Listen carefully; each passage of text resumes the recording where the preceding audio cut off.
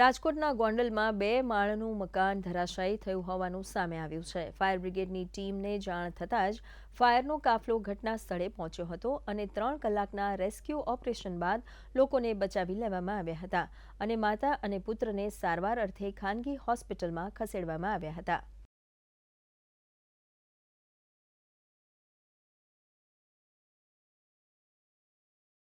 आज सवारना 8:30 वाग्यानी बाजू अमने गोंडल नगरपालिकानी फायरनी टीमने कॉल मळ्यो हतो। तो एक सजानंद नगरमा एकमां ज्यां मकान पड़ी गयुं धराशय थई गयुं तेनो कॉल मळ्यो हतो। त्यां अमे आवी अमारा फायरनी पूरेपूरी टीम 28 माणसोनी टीम साथे साथे एक जेसीबी एक क्रेन अने बाकीना आजूबाजूना माणसोनी तमामनी कामगीरीथी संपूर्ण रेस्क्यू कामगीरी पूर्ण करेल छे।